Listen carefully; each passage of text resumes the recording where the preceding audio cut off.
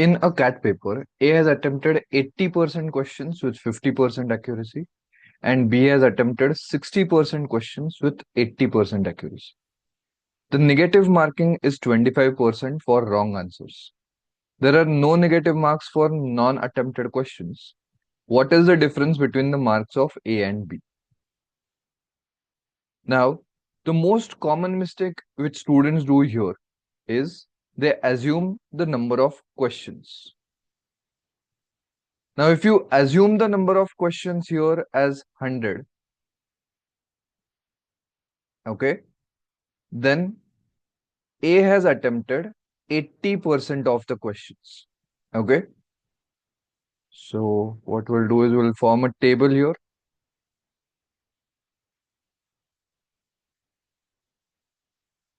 A has attempted 80 with 50% accuracy, okay.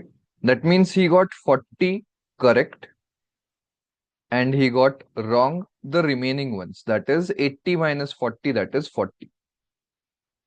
Now, what has B done? B has done 60% questions, okay, with 80% accuracy. So we have 80% of 60, that is 48, and the wrong is the remaining questions, that is 12.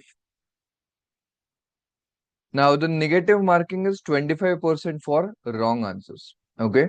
So 40 into 25%. So that means we are getting minus 10 for A for the wrong answers, and over here B is getting minus 3. Okay. Now we don't know how many marks are there for correct answer. If we assume there are only 1 marks, so there A is going to get 40 minus 10, that is 30, and B will get 48 minus 3, that is 45. So you will get the answer as the difference is 15, and option is also there 15. But all this is wrong because we have assumed the number of questions as 100 and 1 correct mark for each question. If the number of correct marks for each question is different, if the number of questions is different, all this will go wrong. We don't know those data, and therefore the correct answer for this particular question is cannot be determined. Why? Let's say, okay, because 100 is our assumption. Let's assume total questions are X, okay.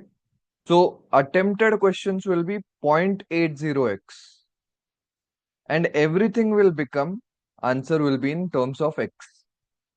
So therefore, we will not get the proper difference between marks of A and B, and therefore answer is cannot be determined.